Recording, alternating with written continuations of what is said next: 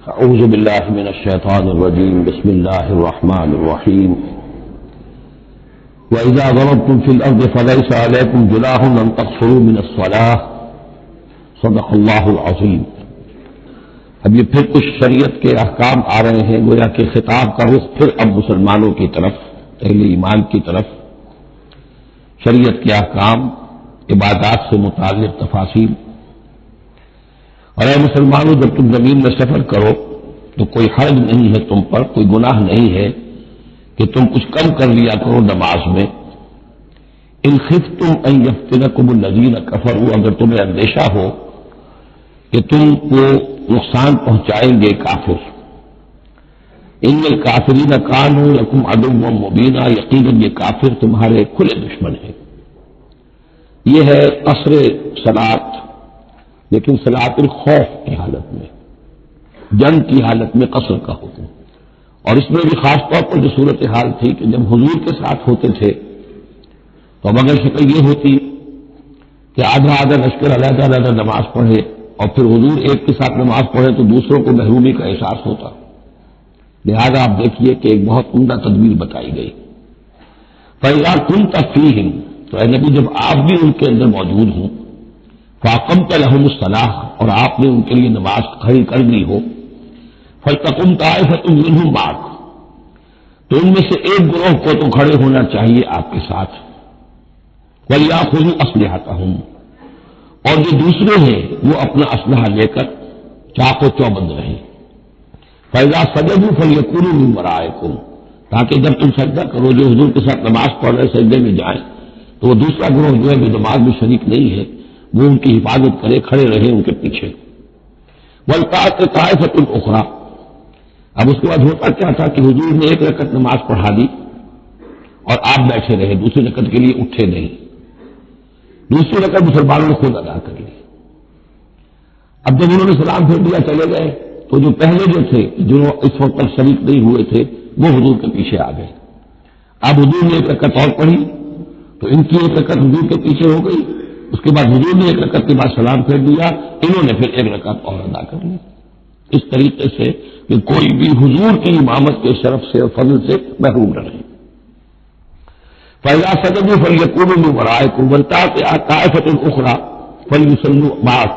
اب وہ دوسرا گروہ کو آنا چاہیے کہ جنہوں نے ابھی نماز نہیں پڑھی تھی کہ وہ آپ کے ساتھ نماز پڑھے۔ وَلْيَأْخُذُوا حِذْرَهُمْ وَأَسْلِحَتَهُمْ، اور ان کو چاہیے کہ وہ اپنی ڈھالیں بھی، اپنا بچاؤ بھی اور اسلحہ بھی ساتھ رکھے۔ وَدَّ الَّذِينَ كَفَرُوا لَوْ تَكْفُرُونَ عَنْ أَسْلِحَتِكُمْ وَأَمْتِعَتِكُمْ، یہ کافر تو اسی طاق میں رہتے ہیں، اسی امید میں رہتے ہیں کہ تم جیسے ہی غافل ہو جاؤ۔ وَدَّ الَّذِينَ كَفَرُوا لَوْ تَغْفُلُونَ عَنْ أَسْلِحَتِكُمْ، اپنے اسلحہ سے غافل ہو جاؤ، وَأَمْتِعَتِكُمْ، اور اپنے مال و اسباب سے، فَيَمِيلُونَ عَلَيْكُمْ مَيْلَةً وَاحِدَةً، تو وہ تم پر ایک دم ٹوٹ پڑے حملے کے اندر۔ وَلَا جُنَاحَ عَلَيْكُمْ إِن كَانَ بِكُمْ أَذًى مِّن مَطَرٍ، اور کوئی حرج نہیں ہے تم پر، کوئی گناہ نہیں ہے اگر تمہیں کوئی تکلیف ہو یا بارش کی وجہ سے کوئی صورتحال ایسی ہو، اور کنتم مرضی، یا تم بیمار ہو، ان تضعوا اسلحتکم، کہ اسلحہ تو اپنا رکھ دو، وخذوا حذرکم، لیکن صرف ڈھال لے لیا کرو کہ اچانک کوئی حملہ ہو جائے تو اگر پوری تلوار نیزہ وغیرہ سب اپنے جسم پر لگایا ہوا ہے تو نماز کا پڑھنا مشکل ہے، اور یہ کہ حالات ایسے ہیں تو اسلحہ علیحدہ رکھ دیا جائے لیکن ڈھال اپنے پاس موجود رہے، تاکہ اچانک کوئی حملہ ہو تو کم سے کم انسان کو وقت ملے کہ وہ اپنے آپ کو بچا کر اور پھر وہ اپنا اسلحہ بھی لے لے گا۔ ان اللہ اعد للکافرین عذابا مہینا، یقیناً اللہ تعالیٰ نے کافروں کے لیے بہت اہانت آمیز عذاب تیار کر رکھا ہے۔ فَإِذَا قَضَيْتُمُ الصَّلَاةَ، پھر جب یہ نماز اس طریقے سے تم ادا کر لو، فاذکروا اللہ قیاما وقعودا وعلی جنوبکم، تو پھر ذکر کرو اللہ کا، کھڑے ہوئے، بیٹھے ہوئے، لیٹے ہوئے، سواریوں پر چلتے ہوئے۔ وہ ذکر جو ہے وہ ذکر کثیر، وہ صرف نماز کے ساتھ نہیں ہے بلکہ جیسے سورہ جمعہ میں آیا ہے کہ فَإِذَا قُضِيَتِ الصَّلَاةُ فَانتَشِرُوا فِي الْأَرْضِ وَابْتَغُوا مِن فَضْلِ اللَّهِ وَاذْكُرُوا اللَّهَ كَثِيرًا لَعَلَّكُمْ تُفْلِحُونَ، ہر حال میں جب تم اللہ کو یاد رکھو، اللہ کا ذکر کرتے رہو۔ ادعیہ معصورہ ہے اور آد معصورہ ہے اور آد مسنونہ ہے، ان کے سے اپنی زبان کو، اپنے ذہن کو اور قلب کو ایمان کے ساتھ تر و تازہ رکھو۔ فَإِذَا اطْمَأْنَنْتُمْ، اور جب تمہیں امن حاصل ہو جائے، یعنی یہ نماز کی یہ کیفیت جو ہے یہ صرف اس شکل میں ہوگی کہ خوف ہے، صلاۃ الخوف، جب تمہیں امن حاصل ہو جائے، خوف جاتا رہے، فاقیموا الصلاۃ، پھر نماز قائم کرو جیسے کہ نماز کے قائم کرنے کے آداب ہیں، اس کی شرائط ہے۔ ان الصلاۃ کانت علی المؤمنین کتابا موقوتا، یقیناً نماز اہل ایمان پر فرض کی گئی ہے، فرض ہونے کی شکل میں اور وقت کے ساتھ۔ اس کی فرضیت ہے اور موقوت ہے، اس کے اپنے اوقات ہے، اور اس اوقات کے ضمن میں آپ کو بتا چکا ہوں کہ حضرت جبرائیل نے 2 دن نماز آپ کو پڑھائی، ایک دن 5 نمازیں اول وقت میں، دوسرے دن 5 نمازیں آخر وقت میں، اور بتایا کہ ان کے مابین وقت ہے۔ ولا تہنوا فی ابتغاء القوم، اور دیکھو اس قوم یعنی اپنے دشمن کا پیچھا کرنے میں سست نہ بنو۔ اب تو یہ سمجھیے کہ جو حق و باطل کی جنگ ہے وہ آخری مرحلے کو پہنچ رہی ہے، اب آخری مرحلے پہ آ کے تھک نہ جانا۔ ولا تہنوا فی ابتغاء القوم، ان کا پیچھا کرنے میں سست مت پڑو، ہمت نہ ہارو۔ ان تکونوا تعلمون، بڑے پیارے الفاظ ہیں، اگر تمہیں کوئی تکلیف پہنچتی ہے، الم پہنچتا ہے، بے آرامی ہے، فإنہم یعلمون کما تعلمون، تو کیا انہیں نہیں پہنچتا؟ انہیں بھی تو تکلیف پہنچتی ہے، وہ بھی جنگ کر رہے ہیں، وہ بھی زخم کھاتے ہیں، ان کے بھی لوگ مر رہے ہیں، وہ ساری تکلیفیں انہیں بھی پہنچ رہی ہیں، دشمنوں کو بھی۔ وَتَرْجُونَ مِنَ اللَّهِ مَا لَا يَرْجُونَ، اور تم اللہ سے امیدیں رکھتے جو وہ نہیں رکھتے، تمہیں تو جنت کی امید ہے، تمہیں اللہ سے مغفرت کی امید ہے، انہیں تو یہ بھی نہیں ہے، تو اس اعتبار سے تمہیں تو ان سے کہیں آگے بڑھ جانا چاہیے۔ وہ آخری آیت تھی سورہ آل عمران کی، یا ایھا الذین آمنوا اصبروا وصابروا ورابطوا، ان سے تو بڑھ جانا چاہیے صبر کے اندر کہ تمہارا سہارا تو اللہ ہے، وما صبرک الا باللہ۔ ان کے تو یہ من گھڑت قسم کے دیویاں دیوتا، ان کے دل کے اندر ان کی حقیقت میں کوئی قدر و قیمت بھی نہیں ہے، پھر بھی وہ اپنے باطل معبودوں کے لیے اس طریقے سے جان دھوکھوں میں ڈال رہے ہیں، تو مسلمانوں تمہیں تو اس سے دشمنا کرنا چاہیے۔ ولا تہنوا فی ابتغاء القوم ان تکونوا تعلمون فإنهم يعلمون كما تعلمون وترجون من الله ما لا يرجون وكان الله عليما حكيما، اور یقین اللہ تعالی علیم ہے اور حکیم ہے۔ اب یہ چند آیتیں آ گئی اہل ایمان سے خطاب میں، اب پھر کچھ منافقوں کا معاملہ ایک آ رہا ہے۔ انا انزلنا الیک الکتاب بالحق لتحکم بین الناس بما اراک اللہ، اے نبی ہم نے آپ پر کتاب نازل کی ہے حق کے ساتھ، تاکہ آپ لوگوں کے مابین فیصلہ کریں انصاف کے ساتھ، اور جو اللہ نے آپ کو دکھایا ہے، یعنی ایک تو کتاب دی ہے، قانون دیا ہے، ایک آپ کو بصیرت دی ہے، یہ اللہ تعالیٰ کی طرف سے بصیرت کی خاص ظاہر بات ہے کہ ایک جج بیٹھا ہوا ہے اور جج کے پاس سامنے کتاب ہے، فائل ہے، شہادتیں ہیں، گواہیاں ہیں، اب ایک اس کی اپنی ایک چھٹی حص بھی ہوتی ہے، اس کی اپنی جو ہے ایک ججمنٹ بھی ہوتی ہے جس کو کہ وہ بروئے کار لاتا ہے، تو اس کو اللہ کہتا ہے جیسا کہ ہم آپ کو دکھاتے ہیں اس کے مطابق فیصلہ کریں۔ ولا تکن للخائنین خصیما، اور خیانت کرنے والوں کی طرف سے آپ نہ جھگڑے، یعنی ان کی طرف سے وکالت نہ فرمائے کہ آپ کوئی اگر مسلمان ہے، کہنے کو مسلمان ہے خائن، تو اب اس کی طرفداری جو ہے آپ کو نہیں کرنی ہے۔ اس کا اصل میں ایک واقعہ ہو گیا تھا کہ ایک منافق مسلمان، اس نے کسی مسلمان کے گھر میں چوری کی، نقب لگائی، وہاں سے ایک آٹے کا تھیلا لے لیا، کچھ اسلحہ لے لیا، وہ اپنے گھر تک آیا تو وہ آٹے کی تھیلے کے اندر کہیں سوراخ تھا تو وہ آٹا گرتا گیا، تھوڑا تھوڑا وہ سارا راستہ جو ہے پتہ چل گیا کہ اس کے گھر تک سوراخ پہنچ گیا۔ پھر اسے کچھ خیال آیا کہ ممکن ہے مجھ پر شک ہو جائے، اسے پتہ نہیں تھا کہ یہ آٹا بھی ذرا لاش پاش کر رہا ہے، اس نے یہ کیا اسی وقت جا کر یہودی کے ہاں امانت رکھوا دیا، یہ سامان میری امانت ہے تمہارے پاس، لیکن وہاں بھی وہ نشان جو ہے آٹے کا وہاں بھی پہنچ گیا۔ اب اگلے روز جب تلاش ہوئی اور وہ آٹا جو گرا ہوا تھا راستے میں اس کو دیکھ کر کھوئی لگاتے لوگ پہلے اس کے مکان پر پہنچے، اس نے صاف انکار کر دیا، تلاشی لے لی، چیز نکلی نہیں۔ اب انہوں نے دیکھا تو وہ آگے جا رہے ہیں نشان، وہ وہاں پہنچ گئے، یہودی کے یہاں برآمد ہو گیا، یہودی نے کہا ٹھیک ہے یہ مال ہے، یہ رات وقت ہے یہاں پر حفاظت کے لیے رکھ گیا تھا۔ اب یہاں پہ جھگڑا ہو گیا کہ اس کے جو قوم کے لوگ تھے، اس کے گھرانے کے لوگ، اس منافق مسلمان کے، ان کا نہیں یہ جھوٹ بولتا ہے، یہ یہودی چور ہے۔ اب وہ یہودی کا اور مسلمان جو منافق کا اس کا مقدمہ تھا جو حضور کے سامنے آیا، اور پوری قوم، اس کا پورا گھرانہ جو ہے، وہ قبیلہ اس کا جو ہے وہ آ گیا شور مچاتے ہوئے اور قسمیں کھاتے ہوئے، ہمارا یہ آدمی تو بہت نیک ہے، اس پر خام کا یہ جھوٹا الزام لگ رہا ہے اور یہ ہے وہ ہے، یہاں تک کہ کچھ حضور کا دل بھی پسیجنے لگا اس شخص کے بارے میں۔ اس پر یہ آیت نازل ہوئی ہے، خیانت کرنے والے کی طرف سے آپ وکالت نہ کریں، اس کے سہارا نہ بنے، اس کو مدد نہ پہنچائیں۔ ولا تکن للخائنین خصیما، اب خصیما بحث کرنے والا، للخائنین، علی الخائنین ہوتا تو خائنوں کے خلاف، خائنوں کے حق میں آپ دلیل نہ دیں. واستغفر اللہ، اور یہ جو بھی آپ کی طبیعت میں نرمی پیدا کچھ ہو گئی تھی اس پر اللہ سے استغفار کیجیے. ان اللہ کان غفورا رحیما، یقیناً اللہ تعالیٰ بخشنے والا اور رحیم ہے. ولا تجادلوا الذین یختارون انفسهم، آپ مت جھگڑیے ان لوگوں کی طرف سے جنہوں نے کہ اپنی جانوں کے ساتھ خیانت کی ہے. اب ہم یہ امید لگائے بیٹھے حضور ہماری طرف سے شفاعت کریں گے کہ ہم نے بے ایمانیاں کی ہیں، حرام خوریاں کی ہیں، شریعت کی دجیاں بکھیری ہیں، تو حضور گویا کہ ہماری شفاعت کریں گے. یہاں فرمایا جائے ولا تجادلوا الذین یختارون انفسهم، مت جھگڑیے آپ ان لوگوں کی طرف سے، ان کی طرف سے وکالت مت کیجیے. ان اللہ لا یحب من کان خوانا اثیما، اللہ تعالیٰ کو بالکل پسند نہیں ہے وہ لوگ کہ جو خوان ہو، خیانت کرنے والے اور گناہ گار ہو. یستخفون من الناس ولا یستخفون من اللہ، یہ لوگ شرماتے ہیں اور چھپتے ہیں لوگوں سے، اللہ سے نہیں چھپتے. وَهُوَ مَعَهُمْ يُبَيِّتُونَ مَا لَا يَرْضَىٰ مِنَ الْقَوْلِ، حالانکہ جب یہ راتوں کو مشورے کرتے ہیں مسلمانوں کے خلاف، حضور کے خلاف، یہ منافقین کی بات آ رہی ہے تو اللہ تعالیٰ ان کے ساتھ موجود ہوتا ہے. اگر تو ایمان ان کا ہو اللہ پر تو انہیں معلوم ہو کہ اللہ سن رہا ہے ہماری بات. یہ مسلمانوں سے ڈرتے ہیں، خفیہ رکھتے ہیں اپنی باتوں کو. ان بدبختوں کو یہ خیال نہیں ہے کہ اللہ وہ تو ہر وقت ہمارے پاس موجود ہے. وَقَالَ اللَّهُ بِمَا يَعْمَلُونَ مُحِيطًا، اور جو کچھ وہ کر رہے ہیں اللہ اس کا احاطہ کیے ہوئے ہیں، یعنی اس کی پکڑ سے یہ کہیں باہر نہیں نکل سکتے.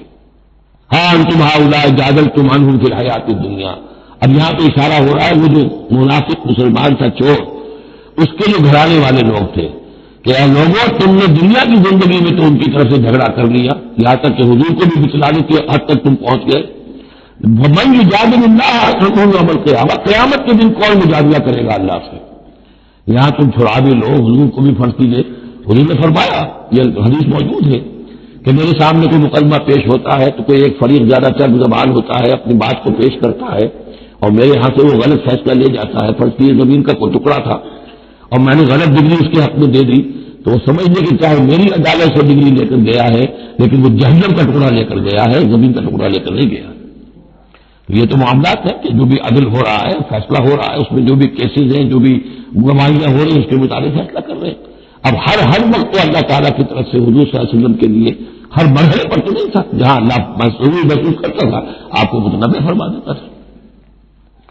ہاں تم ہؤلاء، یہ تمہیں لوگ ہو جادلتم عنہم فی الحیات الدنیا، تم نے بہت جھگڑا کیا ان کی طرف سے، اپنے ساتھی اپنے رشتہ دار کی طرف سے دنیا کی زندگی میں. فمن یجادل اللہ عنہم یوم القیامہ، تو کون ہے جو اللہ سے جھگڑا کر سکے گا ان کی جانب سے قیامت کے دن. اب من یکون علیہم وکیلا، یا کون ہوگا جو اس کا کارساز بن سکے گا، ان کا وکیل بن سکے گا. ومن یعمل سوءا او یظلم نفسہ، اور جو کوئی بری حرکت کرے گا یا اپنے اوپر ظلم ڈھائے گا، ثم یستغفر اللہ،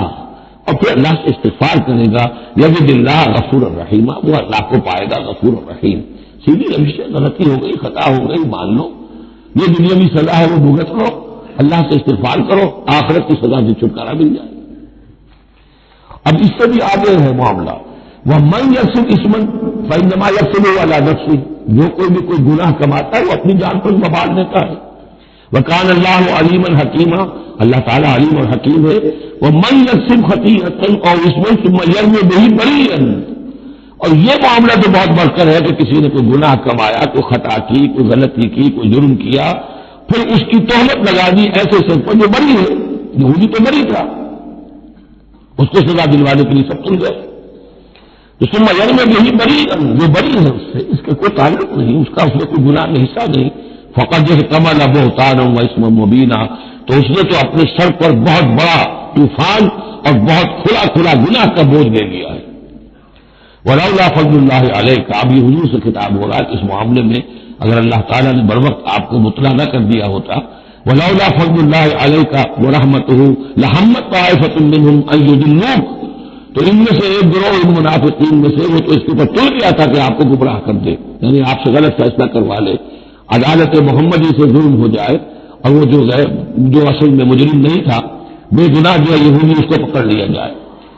ولولا فضل اللہ علیک ورحمتہ لہمت طائفۃ منہم ان یضلوک وما یضلون الا انفسہم، حقیقت میں وہ نہیں گمراہ کر رہے مگر اپنے آپ کو. وما یضرونک من شیء، اور اے نبی وہ آپ کو نقصان نہیں پہنچا سکیں گے، یعنی ہم ایسے مواقع پر بر وقت آپ کو مطلع کرتے ہیں.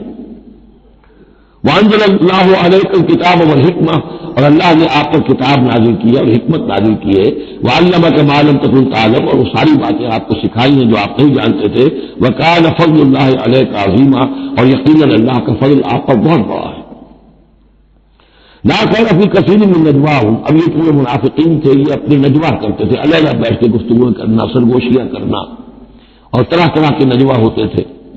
بیٹھے باتیں بھی کر رہے ہیں، مسکرا بھی رہے ہیں کسی کو دیکھ کر، تاکہ اس کے دل میں خلجان پیدا ہو جائے، یہ میرے بارے میں کوئی باتیں کر رہے ہیں، اشارے بھی کر رہے ہیں، تو 100 طرح سے ہتھ کنڈے یہ ہماری مجلسوں میں بھی ہوتا ہے۔ یہ سارے معاملات جو کہ انسانی معاشرے کے اندر جیسے ہوتے تھے آج بھی ہوتے ہیں۔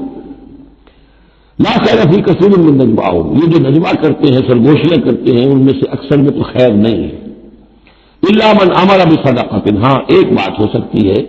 خاموشی سے کسی کو علیحدگی میں لے جا کر کسی صدقے کی اس کو تلقین کی جائے کہ بھائی دیکھو تمہیں اللہ نے غنی کیا ہے، یہ محتاج ہے میں جانتا ہوں، تو علیحدگی بجائے اس کے کہ پبلک میں اس سے بات کرو، اسے علیحدہ جا کے سمجھاؤ، یہ اچھی بات ہے۔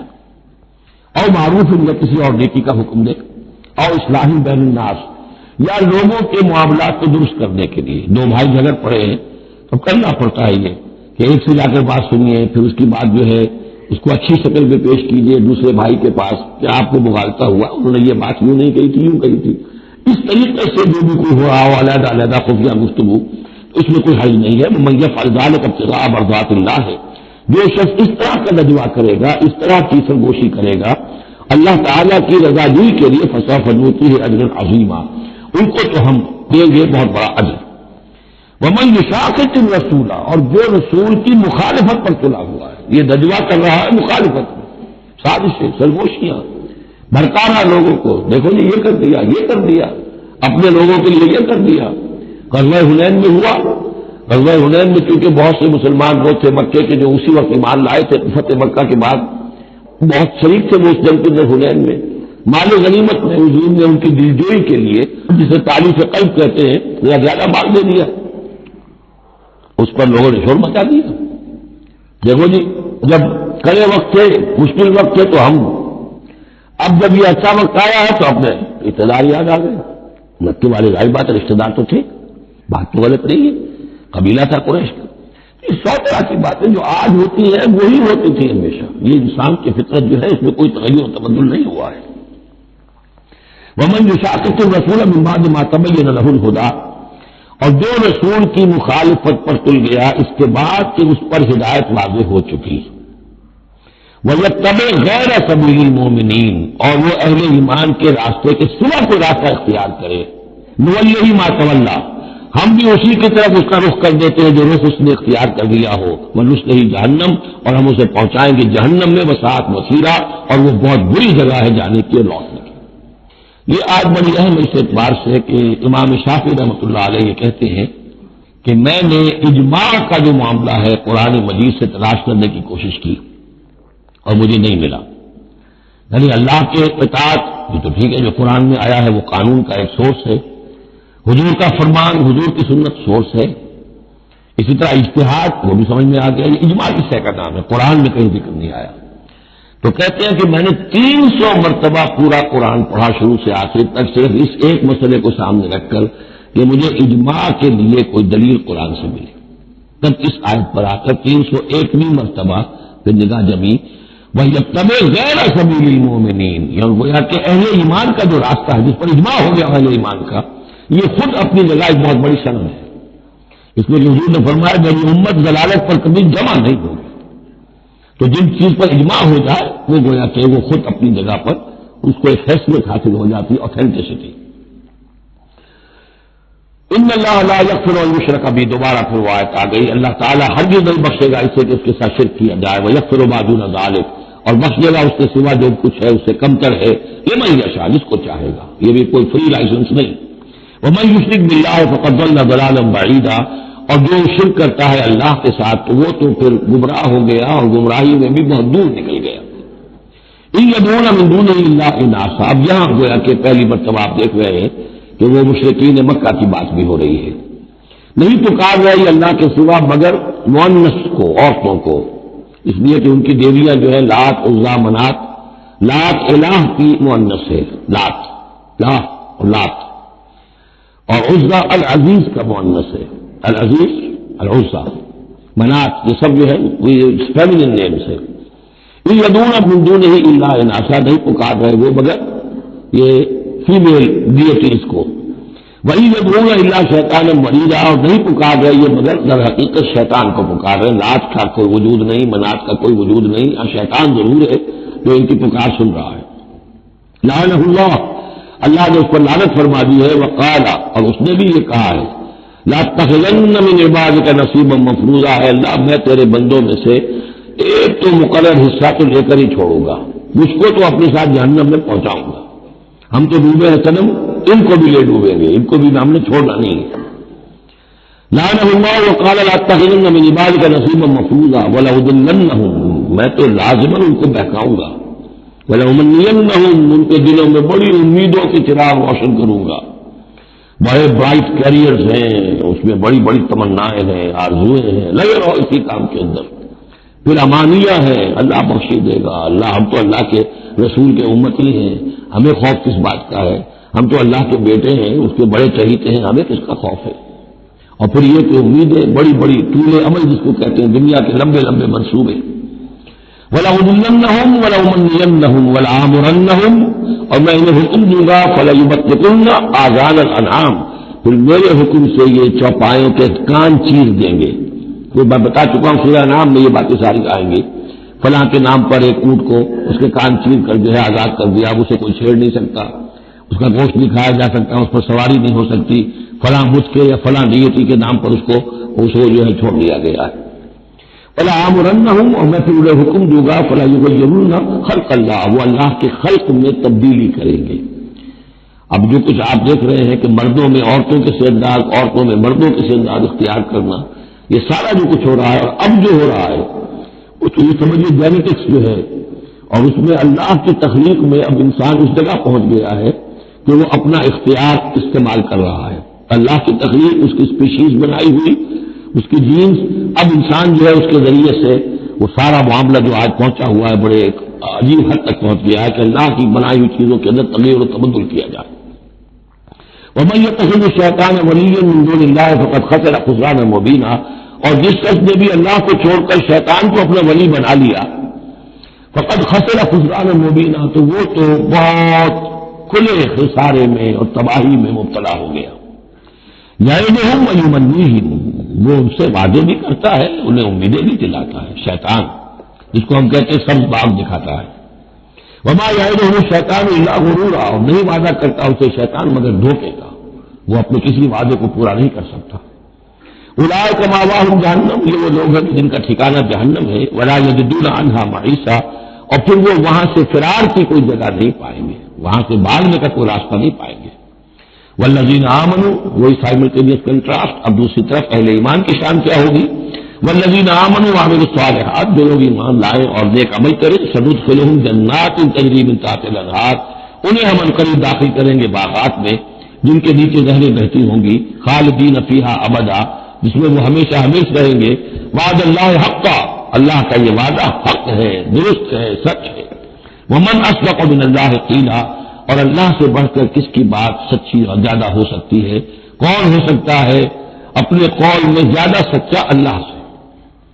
لیس بامانیکم ولا امانی اہل الکتاب، اب یہاں پھر رخ پڑ رہا ہے مسلمانوں کی طرف۔ اے مسلمانوں، نہ تمہاری خواہشات پر کوئی شے موقوف ہے، نہ اہل کتاب کی خواہشات پر۔ تبلیغ آ گئی کہ تمہارے اندر بھی یہ خواہشات پیدا ہو جائیں گی، مشکل تھنکنگ پیدا ہو جائیں گی، شفاعت کے دھوکے پر تم حرام خوریاں کرو گے، سب کچھ کرو گے، وہی جو کچھ انہوں نے کیا تم بھی کرو گے، لیکن جان لو کہ اللہ کا قانون جو ہے غیر متبدل ہے، وہ بدلے گا نہیں۔ لیس بامانیکم، نہ تمہاری خواہشات سے، وشفل تھنکنگ سے، تمہاری امانی سے، تمہاری تمناؤں سے کچھ ہوگا، ولا امانی اہل کتاب، نہ اہل کتاب کی امانی سے۔ من یعمل سوءا یجز بہ، جو کوئی برا کام کرے گا اس کی جزا اسے مل کر رہے گی۔ بہت سخت الفاظ ہے یہ، اگرچہ اس میں نرمی کا پہلو ہے، اس لیے کہ بعض اوقات بدی کی جگہ پر نیکی جو ہے وہ اس کو اثر کو دھو دے گی، لیکن اکاؤنٹ فار تو ہو گیا نا، مطلب یہ اکاؤنٹ فار ہو کر رہے گی اسے۔ اب یہ ہے کہ کسی کی نیکی نے اس کی بدی کو چھپا لیا، کسی نے غلطی کی تھی، اس نے توبہ کی سچے دل کے ساتھ، وہ اس کی بدی جاتی رہی، لیکن اکاؤنٹ فار ہوگا معاملہ. توبہ کو دیکھا جائے گا توبہ سچی تھی، واقعی تھی، واقعی اس نے اس حرکت کو بھی چھوڑ دیا تھا کہ نہیں، یا یہ صرف یہ کہ زبان سے گردان ہو رہی تھی استغفر اللہ ربی من کل ذنب واتوب الیہ، اور سارا وہ گناہ جو ہے اور حرام خوری جو کہ تم جاری تھی، تو وہ توبہ نہیں ہے. من یعمل سوءا یجز بہ ولا یجد له من دون اللہ ولیا ولا نصیرا، اور نہیں پائے گا وہ اللہ کے سوا نہ کوئی حمایتی، بلکہ یہاں ترجمہ ہوگا اللہ کے مقابلے میں نہ کوئی حمایتی پائے گا نہ کوئی مددگار. ومن یعمل من الصالحات من ذکر او انثی، اور جو کوئی عمل کرے گا نیکیوں کا، خواہ وہ مذکر ہو خواہ مؤنث ہو، مرد ہو یا عورت ہو، وہو مومن، ہو مومن صاحب ایمان، فاولئک یدخلون الجنۃ ولا یظلمون نقیرا، تو یہ وہ لوگ ہیں کہ جو جنت میں داخل ہوں گے اور ان کی کوئی حق تلفی تل کے برابر بھی نہیں کی جائے گی. ومن احسن دینا ممن اسلم وجهه لله وهو محسن، اس سے بہتر دین کس کا ہوگا جس نے نمبر 1 اپنا چہرہ اپنا سر اللہ کے سامنے جھکا دیا، اسلم، اسلام آ گیا، وهو محسن، اور یہ احسان اس کے بعد اسلام ایمان احسان کے درجے تک پہنچ جائے، خوبصورتی کے ساتھ، خلوص کے ساتھ، للہیت کے ساتھ، پورے دین کا معاملہ، تفریق بین الدین نہیں، دین کے اندر جو ہے وہ حصہ بکھرا نہیں ہے، ٹوٹل دین. ومن احسن دینا ممن اسلم وجهه لله وهو محسن واتبع ملة ابراہیم حنیفا، اور اس نے پھر پیروی کی دین ابراہیم کی یکسو ہو کر، یا ابراہیم کی جو یکسو تھا. واتخذ اللہ ابراہیم خلیلا، اور اللہ نے تو ابراہیم کو اپنا دوست بنا لیا تھا. وللہ ما فی السماوات وما فی الارض، اللہ ہی کے لیے جو کچھ کہ ہے آسمانوں میں اور جو کچھ کہ ہے زمین میں. وکان اللہ بکل شیء محیطا، اور یقیناً اللہ تعالی ہر شے کا احاطہ کیے ہوئے ہے. اب جو حصہ آ رہا ہے یہ وہی مسلمانوں سے خطاب ہے، لیکن اس میں ایک استدراک سمجھیے کہ جو شروع میں کچھ آیتیں آئی تھیں خواتین کے معاملے میں، یتیم عورتوں کے معاملے میں، ان سے نکاح کے معاملے میں یا طلاق کے معاملے میں، اب اس میں کچھ وضاحتیں، کچھ سوالات مسلمانوں کی طرف سے ہوئے، مزید وضاحتیں طلب کی گئی تو اللہ نے یہ وضاحتیں نازل کی.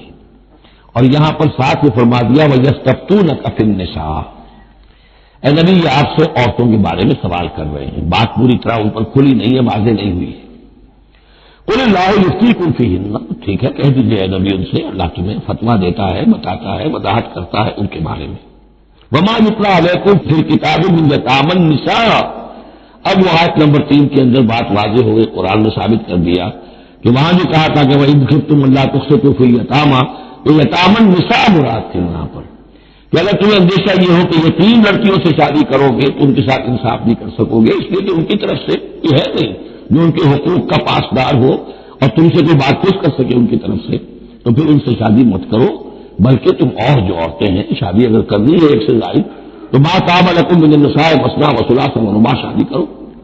تو یہاں فرمایا جو تھا عورتوں کی، یتیم عورتوں کے بارے میں وہ حکم تھا، ما یتلی علیکم، جو تمہیں سنایا گیا، جو سنایا جا رہا ہے کتاب میں، فی یتامى النساء، ان عورتوں کے بارے میں جو یتیم ہیں، وہ عورتیں یا لڑکیاں، لا تؤتونہن ما کتب لہن، تم دیتے نہیں ہو وہ جو اللہ نے ان کے لیے لکھ دیا ہے. بغیر مہر کے یتیم بچی تھی، آپ نے شادی کر لی، کون اس کی طرف سے مہر طلب کرے گا؟ وترغبون ان تنکحوہن، اور چاہتے ہو کہ ان سے نکاح بھی کرو. والمستضعفین من الولدان، اسی طرح بچے جو ہیں ان کے ساتھ بھی جو ظلم ہوتا ہے. وان تقوموا لليتامى بالقسط، اور وہ جو ہم نے تمہیں اتنی تفصیل سے احکام دیے ہیں کہ یتیموں کے معاملے میں انصاف پر کاربند رہو.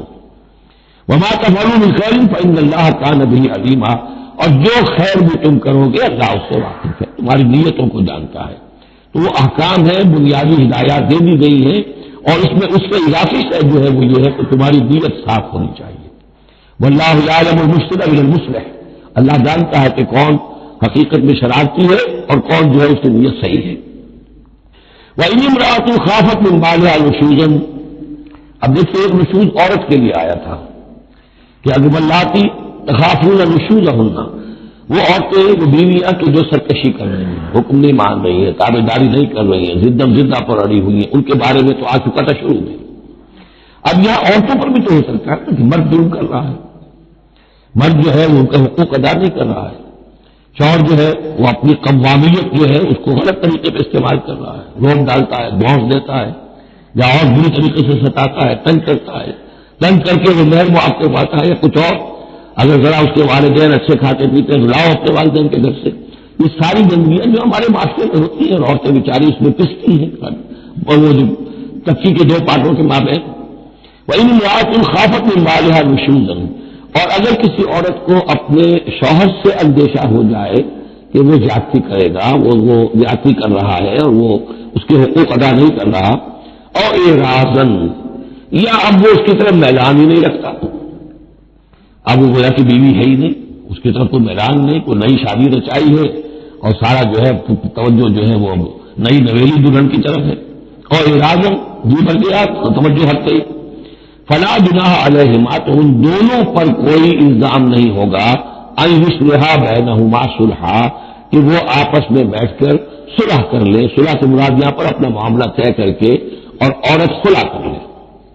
بس صلح خیر۔ لیکن خلا کرنے میں جیسا کہ ہم پڑھ چکے ہیں عورت کو مہر چھوڑنا پڑے گا،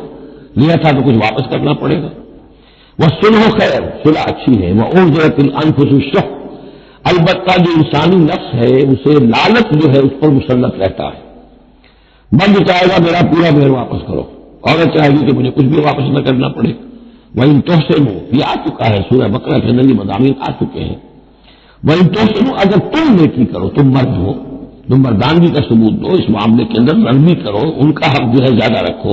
وَتَتَّقُوا فَإِنَّ اللَّهَ كَانَ بِمَا تَعْمَلُونَ خَبِيرًا، اور تم تقویٰ کی روش اختیار کرو تو جان لو کہ اللہ تعالیٰ تمہارے تمام اعمال سے باخبر ہے۔ وَلَن تَسْتَطِيعُوا أَن تَعْدِلُوا بَيْنَ النِّسَاءِ، اچھا وہاں یہ آیت بھی آئی تھی کہ وَإِن خِفْتُمْ أَلَّا تَعْدِلُوا فَوَاحِدَةً، اگر تمہیں اندیشہ یہ ہو کہ تم اپنی بیویوں پہ اگر ایک سے زائد ہیں، دو ہیں، تین ہیں، چار ہیں، تو اگر نہیں کر سکو گے تو پھر ایک ہی پر اکتفا کرو، پھر دوسری شادی مت کرو،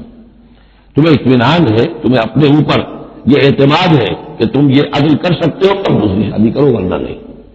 لیکن اب اس میں جیسا کہ میں نے عرض کیا تھا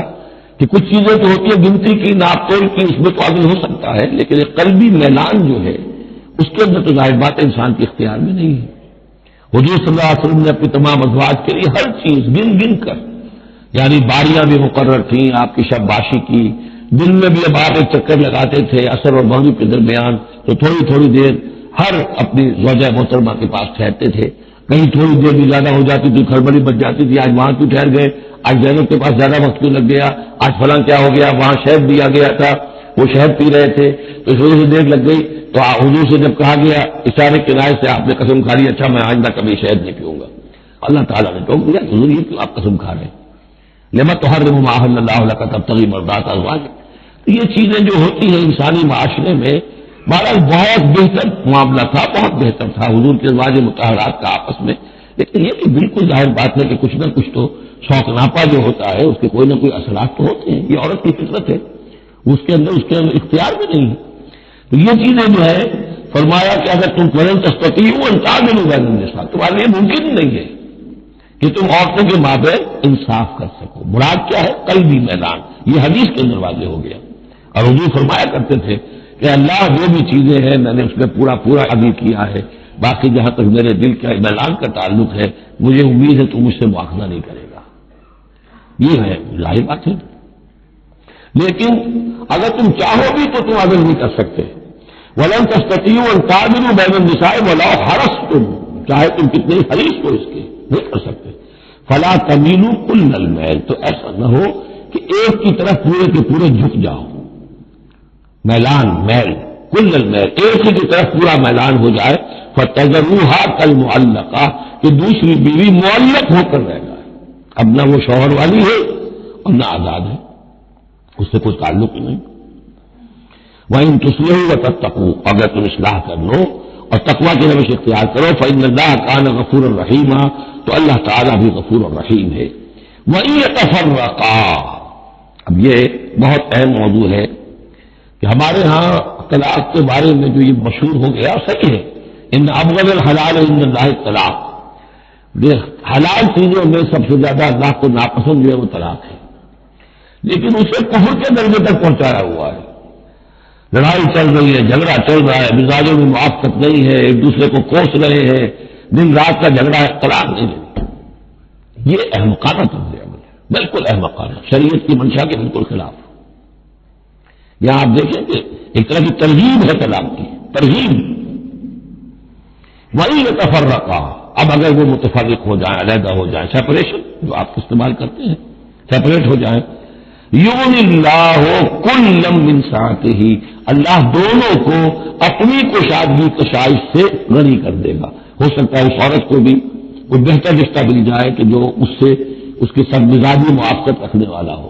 اور اس شوہر کو بھی اللہ تعالیٰ کوئی بہتر بیوی دے دے کہ جس کے اور اس کے درمیان جو ہے مزاج کے اندر موافقت پیدا ہو جائے. تو یہ کہ عدم موافقت ہے، لڑتے رہنا ہے، دنگا فساد ہے، لیکن یہ کہ وہ طلاق نہیں دینی ہے، یہ ہندوانہ اثرات ہیں ہم پر نمبر ایک، اور دوسرے عیسائیانہ اثرات ہیں. عیسائیوں پہ بھی طلاق حرام ہے، اس لیے کہ اصل میں انجیل میں شریعت اور قانون تو ہے ہی نہیں، لیکن جو حضور نے فرمایا ان ابغض الحلال عند اللہ طلاق، ایسی ہی کوئی بات حضرت مسیح نے فرمائی کہ اگر بلا وجہ کوئی شخص طلاق دے دیتا ہے تو یہ ایسا ہی ہے، فرض کیجئے کہ اب وہ عورت جو ہے اس کی وہ بے سہارا رہ گئی، ہو سکتی ہے کہ اس کا آوارہ ہو جائے، تو گویا کہ اب اس کے گناہ کا وبال اس پر ہوگا کہ جس نے اسے طلاق دی ہے، بلا سبب طلاق دے دی. اب وہ عورت جو ہے اگر اس کی شادی اور نہیں ہوئی تو اس کی آوارگی کا امکان موجود ہے. تو اس کو سمجھنا چاہیے کہ یہ اخلاقی تعلیم تھی، قانونی تعلیم نہیں تھی. قانونی تعلیم تو وہی ہے کہ جو تورات کے اندر ہے. آپ حضرت مسیح فرما کر گئے ہیں کہ یہ نہ سمجھو کہ میں قانون کو ختم کرنے آیا ہوں. موزائک لا جو ہے حضرت موسیٰ کی شریعت وہ تم پر نافذ رہے گی، لاگو رہے گی، عائد رہے گی. تو قانون قانون ہے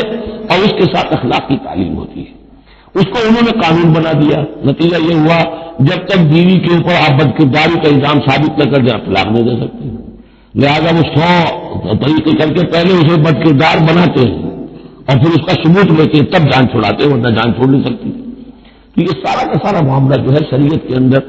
تو جو صحیح راستے رکھ دیے گئے ہیں ان کو اگر چھوڑا جائے گا تو پھر غلط راستے اختیار کرنے پڑیں گے. تو ایک ہندوانہ اثرات جو ہمارا پس منظر ہے اور ایک جدید تہذیب کے جس پر عیسائیت کا غلبہ ہو گیا تھا، ان کے ہاں کے اثرات کی وجہ سے یہ طلاق کا معاملہ ہمارے ہاں تقریباً کفر بنا دیا لوگوں نے. وہی یتفرقا یغنی اللہ کلا من سعتہ، اگر وہ علیحدہ ہو جائیں، نہیں عبادت کی موافقت ہو رہی، اللہ غنی کر دے گا ہر ایک کو، دونوں کو اپنی وسعت میں سے. وکان اللہ واسعا حکیما، اللہ بڑی وسعت رکھنے والا ہے، بڑی سمائی رکھنے والا ہے، اس کے خزانے بڑے وسیع ہیں، حکیم ہے، حکمت والا ہے، اس کا ہر حکم جو ہے وہ حکمت پر مبنی ہے. وَلِلَّهِ مَا فِي السَّمَاوَاتِ وَمَا فِي الْأَرْضِ، اللہ ہی کا ہے جو کچھ ہے آسمانوں میں اور جو کچھ ہے زمین میں. وَلَقَدْ وَصَّيْنَا الَّذِينَ أُوتُوا الْكِتَابَ مِن قَبْلِكُمْ وَإِيَّاكُمْ أَنِ اتَّقُوا اللَّهَ، اور دیکھو مسلمانوں جو تم سے پہلے تھے انہیں بھی ہم نے وصیت کی تھی، جنہیں کتاب دی تھی، اور اب تمہیں بھی وصیت کی ہے کہ اللہ کا تقوی اختیار کرو. اصل شے ہے تقوی، ورنہ شریعت جو ہے کل مذاق بن جائے گا. اسی لیے حضور کا جو خطبہ ہے بہت مشہور، عام جمعوں میں آپ سنتے بھی ہوں گے، اوصیکم ونفسی بتقوی اللہ، مسلمانوں میں تمہیں بھی وصیت کرتا ہوں اور اپنے نفس کو بھی وصیت کرتا ہوں کہ اللہ کا تقوی اختیار کرو. قوا انفسکم واہلیکم نارا، بچاؤ اپنے آپ کو اور اپنے اہل و عیال کو آگ سے. تو یہ تقوی جو ہے وَلَقَدْ وَصَّيْنَا الَّذِينَ أُوتُوا الْكِتَابَ مِن قَبْلِكُمْ، تم سے پہلے جن کو کتاب دی گئی تھی انہیں بھی ہم نے وصیت کی تھی. وَإِيَّاكُمْ، اور سن لو تم بھی کان کھول کر، تمہیں بھی یہ وصیت ہے أَنِ اتَّقُوا اللَّهَ، کہ اللہ کا تقوی اختیار کرو. وَإِن تَكْفُرُوا، اگر تم نہ مانو گے، فَإِنَّ لِلَّهِ مَا فِي السَّمَاوَاتِ وَمَا فِي الْأَرْضِ، تو جو کچھ بھی ہے آسمانوں میں اور جو کچھ بھی ہے زمین میں وہ اللہ ہی کا ہے. وَكَانَ اللَّهُ غَنِيًّا حَمِيدًا، اور اللہ تعالیٰ تو غنی ہے، اپنی ذات میں خود ستودہ صفات ہے. وَلِلَّهِ مَا فِي السَّمَاوَاتِ وَمَا فِي الْأَرْضِ، اور آسمانوں اور زمین میں جو کچھ ہے وہ اللہ کا ہے. وَكَفَىٰ بِاللَّهِ وَكِيلًا، اور اللہ کافی ہے کارساز ہونے کے اعتبار سے. عورت بھی یہ سمجھے میرا کارساز اللہ ہے، یہ شوہر جو میرا ہے یہ ظلم کر رہا ہے، میرے ساتھ انصاف نہیں کر رہا ہے، تو میں اسے تعلق منقطع کروں. اللہ بہتر نہیں ہے، کوئی راستہ پیدا کر دے گا، اللہ کارساز ہے. اسی طریقے سے مرد بھی یہ سمجھے کوئی عورت ہے دین کے معاملے میں نہیں اس کے ساتھ تعاون کر رہی ہے، وہ دین کا کام کرنا چاہتا ہے، تو آخر یہ نہیں ہے کہ سمجھا جائے کہ ہر صورت عورت سے تو نباہ کرنا ہے چاہے اللہ سے بغاوت ہو جائے، یہ تو کوئی بات نہیں ہوئی. ہر چیز کو رکھنا ہے اپنے مقام پر. ان یشاء یذہبکم ایھا الناس، لوگوں کیا سمجھتے ہو تم، اللہ چاہے تو تم سب کو لے جائے، ختم کر دے، ویأتی بآخرین، اور لوگوں کو پیدا کر دے. تمہاری کوئی حیثیت نہیں اللہ کے مقابلے میں، نفس واحد کی طرح ہو. جب چاہے اللہ تعالیٰ تم سب کو نسل منفیہ کر دے. وکان اللہ علی ذلک قدیرا، اور یقیناً اللہ تعالیٰ اس چیز پر قادر ہے. من کان یرید ثواب الدنیا فعند اللہ ثواب الدنیا والآخرہ، جو کوئی بھی دنیا کا ثواب چاہتا ہے، ساری بھاگ دوڑ محنت دن رات کی کوشش دنیا کمانے میں، اور پیسہ اور دولت اور جائیداد اور ترقی، عہدوں میں ترقی، اور اپنی اور زندگی کے اور ان چیزوں کے اندر لگے ہوئے ہیں سارے دن ساری رات. عند اللہ ثواب الدنیا والآخرہ، اللہ کے پاس تو ثواب دنیا کا بھی آخرت کا بھی ہے. تو ہی ناداں چند کلیوں پر قناعت کر گیا، ورنہ گلشن میں علاج تنگی دوران ہی تھا. اللہ سے تم مانگو، دنیا بھی مانگو آخرت بھی مانگو. ربنا آتنا فی الدنیا حسنۃ وفی الآخرۃ حسنۃ وقنا عذاب النار. اللہ کے ساتھ اپنے معاملے کو درست کرو، خلوص و اخلاص کے اوپر اپنا تعلق استوار کرو، اس کی طرف سے جو ذمہ داریاں ہیں انہیں ادا کرو، پھر یہ کہ اللہ تعالیٰ دنیا سے بھی نوازے گا. من کان یرید ثواب الدنیا فعند اللہ ثواب الدنیا والآخرہ وکان اللہ سمیعا بصیرا، اور اللہ تعالیٰ سب کچھ سننے والا اور دیکھنے والا ہے. اب جو آیت آ رہی ہے وہ پھر عظیم ترین آیات میں سے قرآن مجید کی. یا ایھا الذین آمنوا کونوا قوامین بالقسط شہداء للہ ولو علی انفسکم او الوالدین والاقربین ان یکن غنیا و فقیرا فاللہ اولی بہما ولا تتبعوا الهوى ان تعدلوا وان تلووا او تعرضوا وان اللہ کان بما تعملون خبیرا. اہل ایمان کھڑے ہو جاؤ عدل کو قائم کرنے کے لیے پوری قوت کے ساتھ. سورہ آل عمران میں ہم نے کیا پڑھا تھا؟ اللہ قائم بالقسط ہے. شاہد اللہ انہ لا الہ الا هو والملائکۃ واولو العلم قائما بالقسط. جب اللہ عدل قائم کرنا چاہتا ہے تو اللہ کے اس دنیا میں کارندے کون ہیں؟ اہل ایمان، سپاہی ہیں، اللہ کے سپاہی. لہذا عدل قائم کرے گا اللہ دنیا میں اہل ایمان کے ذریعے.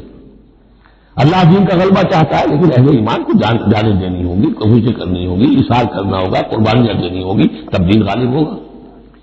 لیکن یہ اندازہ کیجئے کہ کس قدر اہمیت ہے عدل و قسط. یہ جو سوشل جسٹس کا معاملہ ہے، جتنا زور اسلام نے دیا ہے بدقسمتی سے آج کا ہمارا مذہبی طبقہ اتنا ہی اس سے بے بہرا، سرے سے انہیں پتہ ہی نہیں کہ سوشل جسٹس کی بھی کوئی اہمیت اسلام میں. قانون کی اہمیت ہے، تعزیرات کی اہمیت ہے، چور کا ہاتھ کاٹو اس کی اہمیت تو معلوم ہے، لیکن یہ کہ اس نظام کو درست کرو، ظلم ختم کرو، ایکسپلائٹیشن ختم کرو. یہ سرمایہ دار جس طریقے سے خون چوس رہے ہیں اور چوس کر جیسے مچھر پھول جاتا ہے ہمارا خون پی کر، اس طرح وہ پھولے ہوئے ہیں. آخر یہ پورا نظام درست کرو نا. یہ مشین جو ہے، یہ پورا نظام جو ہے جس میں کہ ڈسٹریبیوشن آف ویلتھ جو ہے اس کا نظام غلط ہے. ایک ایسی چکی ہے کہ آٹا پیس کر ایک طرف ڈالتی ہے دوسری طرف ڈالتی ہی نہیں ہے. ایک طرف بھوک ہے، قابل فقر یکون کفر. یہ فقر جو ہے یہ تو کفر تک انسان کو پہنچا دیتا ہے. پہلے وہ نظام قائم کرو جس میں عدل ہو، جس میں ضمانت دی گئی ہو کہ ہر شخص کی، ہر شہری کی بنیادی ضروریات کی کفالت ہے جو نظام خلافت کے اندر ہے. پھر کوئی چوری کرے تو ہاتھ کاٹو، ضرور کاٹو. لیکن یہ ہے کہ قانون تو ہمیں معلوم ہے، بحالات موجودہ آپ وہ قانون نافذ کر لیجیے، فائدہ ہوگا حرام خوروں کو، بلیک مارکیٹوں کو، جنہوں نے کہ حرام خوری سے دولت جمع کی ہوئی ہے. چور کا ہاتھ کٹے گا تو وہ پھر پاؤں پھیلا کے سوئیں گے، انہیں ڈر کھائے کرا، فائدہ ہونا ہوگا. اصل چاہیے، میں یہ نہیں کہہ رہا کہ شریعت نافذ نہ کی جائے معاذ اللہ، لیکن یہ کہ شریعت ہے، دین ہے. لا جو ہے وہ سب سرو کرتا ہے سسٹم کو. قانون جو ہے وہ کسی نظام کو قائم کرتا ہے، مضبوط کرتا ہے، سب سرو کرتا ہے، اس کی خدمت کرتا ہے. جو سسٹم ہے نظام دین کا، اس کو قائم کرو، اور پھر اس کو قائم رکھنے کے لیے، اسے کنسالیڈیٹ کرنے کے لیے، اسے چلانے کے لیے، اسے مستقل کرنے کے لیے قانون نافذ کرو. یہ ہے جو کہ اصول ہے. یا ایھا الذین آمنوا کونوا قوامین بالقسط شہداء للہ. یہی مضمون سورہ مائدہ میں بھی آ جائے گا، کل ہم پڑھیں گے انشاءاللہ. صرف یہ کہ اس میں ترتیب بدل گئی ہے، یا ایھا الذین آمنوا کونوا قوامین للہ شہداء بالقسط، بس اتنا فرق ہے. لیکن اس میں اشارہ ہو گیا کہ اللہ اور قسط گویا کہ مترادف الفاظ ہیں. گواہ بن جاؤ اللہ کے، یا گواہ بن جاؤ قسط کے. کھڑے ہو جاؤ اللہ کے لیے یا کھڑے ہو جاؤ انصاف کے لیے. معلوم ہوا اللہ اور قسط یہ مترادف ہے. یا ایھا الذین آمنوا کونوا قوامین بالقسط شہداء للہ ولو علی انفسکم. خواہ یہ انصاف کی بات تمہارے اپنے خلاف جا رہی ہو، اب الوالدین یا تمہارے والدین کے خلاف جا رہی ہو، والاقربین کا تمہارے قرابت داروں کے خلاف جا رہی ہو، تمہارا تعلق عدل کے ساتھ، انصاف کے ساتھ، قسط کے ساتھ ہے، رشتہ داری کے ساتھ نہیں۔ ان یکن غنیًا اور فقیرًا، ایک چور دروازہ یہ ہوتا ہے تو خیر حق تو اس کا نہیں بنتا ہے، لیکن یہ غریب ہے، چلو میں اس کے حق میں فیصلہ کروں۔ ان یکن غنیًا اور فقیرًا فاللہ اولیٰ بہما، چاہے وہ شخص غنی ہے یا فقیر ہے، دونوں کا پشپنا اللہ ہے، دونوں کا کفیل اللہ ہے، تم نہیں ہو کفیل، تمہیں فیصلہ کرنا ہے جو صحیح ہے، جو عدل پر ہے، جو انصاف پر ہے، وہ فیصلہ کرنا ہے، کسی کی جانبداری نہیں۔ وہ جانبداری نہ باپ کی کرنی ہے، نہ ماں کی کرنی ہے، نہ بھائی کی کرنی ہے، نہ خود اپنی کرنی ہے۔ یا ایھا الذین آمنوا کونوا قوامین بالقسط شہداء للہ، اللہ کے گواہ بن کر کھڑے ہو جاؤ اللہ کے حق میں۔ دیکھیے شہادت اعلیٰ لوگوں پر گواہی، اور شہادت للہ اللہ کے لیے گواہی، یہ واز وٹنسز اللہ کے گواہ، یہ تو ہمیں ہونا چاہیے، اللہ کے گواہ بن کر کھڑے ہو جائے، ہر حق بات جو اللہ کی طرف سے اس کے علم بردار ہو، اور اس حق کو قائم کرنے کے لیے تل منزل لگانے کے لیے اپنی کمر کس لیں۔ ولا انفسکم وبالوالدین والاقربین ان یکن غنیا اور فقیرا فاللہ اولیٰ بہما، ان کا خیر خواہ اللہ ہے۔ فلا تتبعوا الہویٰ، تو دیکھو خواہشات کی پیروی نہ کرو، ان تعدلوا، مبادا تم عدل سے ہٹ جاؤ کہ تم عدل نہ کرو، خواہشات کی پیروی کر کے عدل سے برگشتہ ہو جاؤ۔ وَإِن تَلْوُوا اور تُعْرِضُوا، اگر تم زبانوں کو ادھر ادھر مروڑے ہوئے، بات جس کو آپ کہتے ہیں کہ اپنے الفاظ جو ہے ان کو انسان جو ہے چوئنگ یور ورڈز، تو اس طریقے سے کہ بات کہنا بھی چاہتے ہیں کہہ بھی نہیں پا رہے ہیں، حق بات جو ہے زبان سے نکالنا نہیں چاہتے، غلط بات نکل نہیں رہی ہے۔ ان تلووا اور تُعْرِضُوا، یا تم اعراض کرو گے، بچ جاؤ گے، منہ موڑ لو گے، فإن اللہ کان بما تعملون خبیرا، تو اللہ تعالیٰ جو کچھ تم کر رہے ہیں اس سے پوری طرح باخبر ہے، اللہ بے خبر نہیں ہے۔ اس کے بعد اب جو مضمون آ رہا ہے وہ شاید اس سورہ مبارکہ کا اہم ترین مضمون ہے۔ یا ایھا الذین آمنوا آمنوا باللہ ورسولہ والکتاب الذی نزل علی رسولہ والکتاب الذی انزل من قبل، اے ایمان والو ایمان لاؤ اللہ پر اور اس کے رسول پر، اور اس کتاب پر جو اس نے نازل فرمائی اپنے رسول پر، اور اس کتاب پر جو اس نے پہلے نازل فرمائی۔ ایمان والو ایمان لاؤ، چھ معنی دار۔ ایک ایمان ہے اقرار باللسان، وہ تو تمہیں حاصل ہے، وہ تمہیں موروثی طور پر حاصل ہو گئے، مسلمان ماں باپ کے گھر میں پیدا ہو گئے، وہ ایمان مل گیا۔ یا یہ کہ اس وقت پورا قبیلہ اسلام لا رہا ہے، ان میں پکے بھی تھے کچھ کچے بھی آ گئے، انہوں نے بھی کہا اشہد ان لا الہ الا اللہ اشہد ان محمد رسول اللہ، وہ ایمان ایک درجے میں تو حاصل ہو گیا۔ یہ ہم پڑھ چکے ہیں کہ کوئی تمہیں اگر راستے میں ملا ہے اور وہ اپنا اسلام ظاہر کرتا ہے، آپ کہہ نہیں سکتے کہ تم مومن نہیں ہو، تو ایمان کا ایک درجہ تو وہ ہے، قانونی درجہ ہے کہ جس نے کہا اشہد ان لا الہ الا اللہ واشہد ان محمد رسول اللہ، وہ مومن ہے۔ لیکن کیا حقیقی ایمان یہی ہے؟ نہیں، ایمان کیا ہے؟ یقین قلبی۔ یا ایھا الذین آمنوا آمنوا باللہ ورسولہ، ایمان لاؤ اللہ پر۔ اب ہم ترجمہ کریں گے، یوں کہیں گے ایمان لاؤ اللہ پر جیسے کہ ایمان لانے کا حق ہے، مانو رسول کو جیسے کہ ماننے کا حق ہے، اور یہ اسی وقت ادا ہوگا جب اللہ اور اس کے رسول پر ایمان دل میں کھب گیا ہو، جیسے صحابہ کے بارے میں فرمایا گیا سورہ حجرات میں وَلَٰكِنَّ اللَّهَ حَبَّبَ إِلَيْكُمُ الْإِيمَانَ وَزَيَّنَهُ فِي قُلُوبِكُمْ، اللہ نے ایمان کو تمہارے نزدیک محبوب بنا دیا، تمہارے دلوں میں کھما دیا۔ اور کچھ لوگوں کے بارے میں فرمایا قالت الاعراب آمنا قل لم تؤمنوا ولكن قولوا اسلمنا ولما يدخل الايمان في قلوبكم، یہ بدو دعویٰ کر رہے ہیں ہم ایمان لے آئے، اے نبی ان سے کہہ دیجیے تم ہرگز ایمان نہیں لائے ہو۔ ہاں یوں کہہ سکتے ہیں کہ ہم مسلمان ہو گئے، اسلام لے آئے ہیں، ہم نے سر تسلیم خم کر دیا، ہم نے اطاعت قبول کر لی، لیکن ابھی تک ایمان تمہارے دلوں میں داخل نہیں ہوا ہے۔ اصل ایمان وہ ہے کہ دل میں داخل ہو جائے، اقرار باللسان و تصدیق بالقلب۔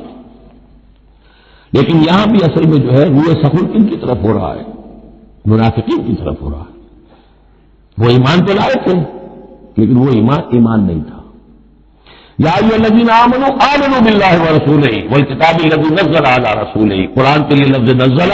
والکتاب الذی انزل من قبل، اور تورات کے لیے انزل، اور اس کتاب پر بھی جو پہلے نازل کی گئی تھی۔ وَمَن يَكْفُرْ بِاللَّهِ وَمَلَائِكَتِهِ،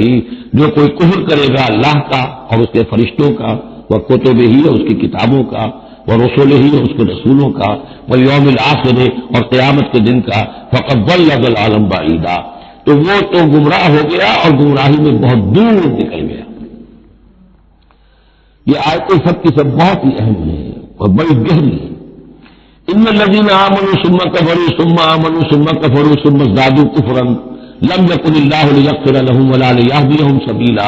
بشر المنافقین بان لهم عذابا الیما۔ دیکھیے یہ منافقت کا معاملہ کیا تھا کہ ایسا نہیں تھا کہ ایک ہی دن میں آدمی منافق ہو گیا۔ ایک تو تھے وہ جو شعوری منافق تھے، جو فیصلہ کر کے، جو ہم سورہ آل عمران میں پڑھ آئے ہیں، صبح ایمان کا اعلان کریں گے، شام کو ہم پھر کافر ہو جائیں گے، مرتد ہو جائیں گے، تو معلوم ہوا ایمان انہیں نصیب ہوا ہی نہیں، اور انہیں بھی معلوم تھا کہ ہم مومن نہیں ہیں، ہم ایمان لائے نہیں تو دھوکہ دے رہے ہیں۔ یہ شعوری منافق ہوا۔ غیر شعوری منافق کون سے ہوتے تھے کہ جو آئے تو تھے، کوئی دل میں دھوکہ دینے کی نیت نہیں تھی، انہیں اندازہ نہیں تھا کہ یہ، وہ سمجھتے تھے پھولوں کی سیج ہے، نکلا وہ کانٹوں بھرا بستر۔ اب انہیں قدم قدم پہ رکاوٹ ہے، وہ ارادہ، وہ پختگی نہیں ہے، ایمان کی وہ گہرائی نہیں ہے کہ ہر کے بعد آباد جو ہو سو ہو۔ ان کا کیا ہوتا ہے، کچھ دو قدم چلے، کچھ پیچھے ہٹ گئے، کچھ چھٹک گئے، کچھ چلے، کچھ ہمت کی، کچھ رک گئے۔ نتیجہ یہ ہوتا ہے کہ اب لوگ ان کے ڈانٹ ڈپٹ کرتے، تم کیا کرتے ہو؟ تو اب انہوں نے کیا کیا، جھوٹے بہانے بنانے شروع کیے، اور پھر آخری درجہ جھوٹی قسمیں کھانی شروع۔ کھلا کے قسم، یہ مجبوری تھی اس لیے میں رک گیا تھا، تم سمجھتے ہو کہ میں جہاد میں نہیں آنا چاہتا، تم ایسا گمان تو نہ کرو، مجھے یہ مجبوری ہو گئی تھی، میری بیوی مر رہی تھی، میں کیسے جا سکتا تھا، وغیرہ وغیرہ، جھوٹی قسمیں۔ تو یہ جو ہے معاملہ ایمان اور کفر کا، یہ یوں چلتا رہتا ہے۔ اگرچہ اوپر جو ہے وہ پردہ تو ایمان کا ہے، کافر تو وہ ہوا ہی نہیں، اسلام لے آیا تھا، مومن ہے، اور وہ ارتداد کا اس نے اعلان نہیں کیا، لیکن اب ایمان کی طرف آیا پھر کفر کی طرف گیا، پھر ایمان کی طرف آیا پھر کفر کی طرف گیا۔ یہ مذبذبین بین ذالک، آسیلیشن جو ہے یہ ہوتی رہتی ہے۔ اور اس کی بہترین مثال کیا ہے، کبھی اگر کسی کو آپ نے دریا میں کسی تالاب میں ڈوبتے دیکھا ہو، نیچے گیا پھر آیا ذرا اوپر، پھر گیا پھر آیا، پھر گیا تو گیا، بالکل وہ نقشہ ہے جو یہاں ہے۔ ان الذین آمنوا ثم کفروا، یہاں کفر سے مراد نفاق ہے، کفر قانونی نہیں، کفر حقیقی، کفر معنوی، کفر باطنی، اندر ہی اندر ہو رہا ہے سب کچھ جو ہو رہا ہے۔ انہوں نے انکار اور اعلان کیا ہی نہیں ہے، اسلام سے انکار نہیں کیا، کفر کا اعلان نہیں کیا، یہ اندر ہو رہا ہے اس کی شخصیت کے باطن میں۔ ان الذین آمنوا ثم کفروا ثم آمنوا ثم کفروا، ایمان لائے پھر کفر کیا، پھر ایمان لائے پھر کفر کیا، ثم ازدادوا کفرا، پھر کفر میں بڑھتے چلے گئے۔ لم یکن اللہ لیغفر لہم، اللہ تعالیٰ ایسے لوگوں کو مغفرت کرنے والا نہیں، ایسے لوگوں کی مغفرت کرنے والا نہیں، ولا لیہدیہم سبیلا، اور نہ ایسے لوگوں کو راستہ دکھائے گا۔ اگلی آیت میں کھول دیا کہ یہ کن کا تذکرہ ہے، بشر المنافقین بان لہم عذابا الیما، اے نبی ان منافقوں کو بشارت دے دیجئے کہ ان کے لیے دردناک عذاب۔ یہاں تو آنا ہے تو یکسو کیا ہو، نظر میں سے رکھ کر مت آؤ، وَلَنَبْلُوَنَّكُمْ بِشَيْءٍ مِّنَ الْخَوْفِ وَالْجُوعِ وَنَقْصٍ مِّنَ الْأَمْوَالِ وَالْأَنفُسِ وَالثَّمَرَاتِ، کان کھول کر آؤ، لَتُبْلَوُنَّ فِي أَمْوَالِكُمْ وَأَنفُسِكُمْ وَلَتُسْمَعُنَّ مِنَ الَّذِينَ أُوتُوا الْكِتَابَ مِن قَبْلِكُمْ وَالَّذِينَ أَشْرَكُوا أَذًى كَثِيرًا، تمہیں سننی پڑے گی، ساری تلخ باتیں سننی پڑیں گی، کڑوے جھوٹ کرنے پڑیں گے، قدم قدم پر آزمائش آئے گی۔ در رہے منزل لیلا کے خطر ہاش بسے، شرط اول قدم ہی ہے اس کے مجموع باشی۔ بشر المنافقین، تنزیل انداز ہے، ان منافقوں کو بشارت دے دیجیے محمد صلی اللہ علیہ وسلم کہ ان کے لیے بہت دردناک عذاب۔ الذین یتخذون الکافرین اولیاء من دون المؤمنین، ان کی ایک شان یہ بھی تھی کہ وہ جو کفار تھے ان کو دوست بناتے تھے، وہ چاہتے تھے نا don't keep all your eggs in one basket, بالکل یکسو مسلمانوں کے ساتھ ہو جاؤ، کیا پتا ہے کل پلڑا جو ہے بدل جائے، تو کفار کے ساتھ بھی keep some good office with them also, کچھ نہ کچھ ان کے ساتھ رہے معاملہ پیسے کے وقت کے اوپر، تو دوستیاں رکھتے تھے۔ الذین یتخذون الکافرین اولیاء من دون المؤمنین، اہل ایمان کو چھوڑ کر ان کو دوست بناتے ہیں اور ان کو اپنا پشپنا بناتے ہیں۔ ایبتغون عندہم العزہ، کیا وہ ان کے اس قرب میں اور ان کی محفلوں میں جا جا کر عزت چاہتے ہیں، عزت کی تلاشی ہے۔ امریکہ جانا، کلنٹن صاحب سے ملنا بہت بڑا اعزاز ہے، اتنی بڑا اعزاز مل گیا، تو یہ عزت ہی ہے جو انسان ڈھونڈنے کے لیے، اور اس کے لیے کروڑوں روپیہ خرچ ہوتا ہے، اس کے لیے جو بھی برابنگ ہوتی ہے، اس کے لیے وہ چند منٹ کی ملاقات کے لیے وہ بھی، اور کچھ اس سے حاصل ہو نہ ہو، باقی جو پالیسیاں ان کی چلتی رہتی ہیں وہ تو جو بھی ان کا CIA کر رہا ہے یا کوئی اور پینٹاگون کر رہا ہے وہ تو بیٹھا ہوا ہے فگر ہیڈ، اس کے سوا کچھ بھی نہیں۔ الذین یتخذون الکافرین اولیاء من دون المؤمنین یبتغون عندهم العزۃ للہ جمیعا، عزت کل کی کل اللہ کے اختیار میں ہے، کہاں عزت ڈھونڈ رہے ہو؟ وقد نزل علیکم فی الکتاب، اور یہ بات تم پر نازل کی جا چکی ہے کتاب میں، یہ سورہ انعام کی آیت نمبر 68 ہے، جس میں روکا گیا مسلمانوں کو کہ جب تم دیکھو کہ کافر لوگ جو ہے استہزاء کر رہے ہیں، قرآن کا مذاق اڑا رہے ہیں، تو کم سے کم یہ ہے، اب مکے کی آیت ہے وہ، اس میں مسلمانوں میں اتنا زور تو نہیں تھا کہ ان کو چپ کر سکتے زبردستی، لیکن یہ کم سے کم یہ کرو کہ وہاں بیٹھو مت، وہاں سے چلے جاؤ، احتجاجن جو ہے وہاں سے رخصت ہو جاؤ، پھر وہاں بیٹھو نہیں، اگر بیٹھے رہو گے تو ہو سکتا ہے تمہاری غیرت کے اندر کچھ کمی آتی چلی جائے، تمہاری جو وہ حص جو ہے وہ پھر کن پڑ جائے۔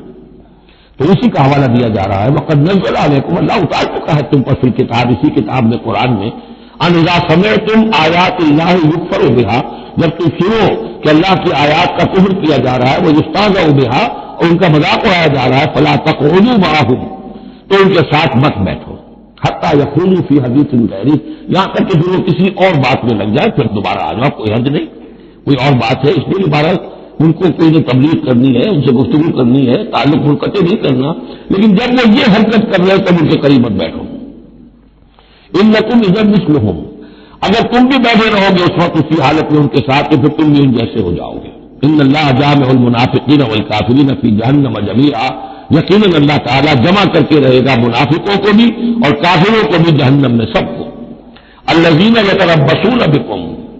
وہ جو تمہارے لیے ایک انتظار کی حالت میں ہیں، دیکھنا چاہتے ہیں، دیکھیے کل اونٹ کس کروٹ بیٹھتا ہے، تیل دیکھو، تیل کی دھار دیکھو، آخری فتح مسلمانوں کو ہوتی ہے یا کفار کو ہوتی ہے، دونوں کے ساتھ کچھ نہ کچھ تعلقات رکھو تاکہ وقت جو بھی ہو، جو بھی صورتحال سچویشن جو بھی ہو جائے، ہم اس کے اندر اپنے بچاؤ کی کوئی شکل کر لیں۔ تو الذین یتربصون بکم، تمہاری بات میں ہے، منتظر ہیں، سوچ رہے ہیں۔ فَإِنْ كَانَ لَكُمْ فَتْحٌ مِنَ اللَّهِ، تو اگر تمہیں فتح مل جاتی ہے اللہ تعالیٰ کے فضل و کرم سے، قَالُوا أَلَمْ نَكُن مَعَكُمْ، وہ آ جائیں گے، ہم بھی تو آپ کے ساتھ تھے، مسلمان تھے، ہمارا بھی حصہ نکالیے مال غنیمت میں سے۔ وَإِنْ كَانَ لِلْكَافِرِينَ نَصِيبٌ، اور اگر کوئی حصہ پہنچ جائے کافروں کو، کوئی فتح ہونے وقتی طور پر حاصل ہو جائے، ان کا پلڑا بھاری ہو جائے، قالوا، تو وہ کہے کہ اپنے ان کافر ساتھیوں سے، أَلَمْ نَسْتَحْوِذْ عَلَيْكُمْ،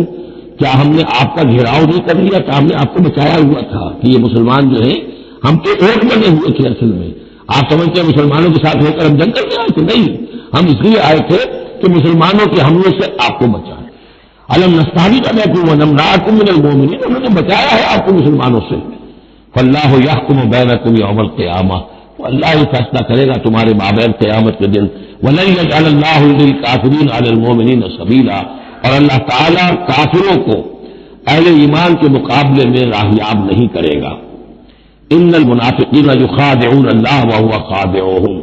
یہ منافق اللہ کو دھوکہ دینے کی کوشش کر رہے ہیں اور اللہ انہیں دھوکہ دے رہا ہے۔ وَإِذَا قَامُوا إِلَى الصَّلَاةِ قَامُوا كُسَالَىٰ، جب نماز کے لیے بھی کھڑے ہوتے ہیں تو کثرت بندی کے ساتھ کھڑے ہوتے ہیں، طبیعت میں بشاشت نہیں ہوتی۔ یراؤون الناس، لوگوں کو دکھاوے کے لیے، وَلَا يَذْكُرُونَ اللَّهَ إِلَّا قَلِيلًا، اور نہیں ذکر کرتے حقیقت میں اللہ کا مگر بہت کم۔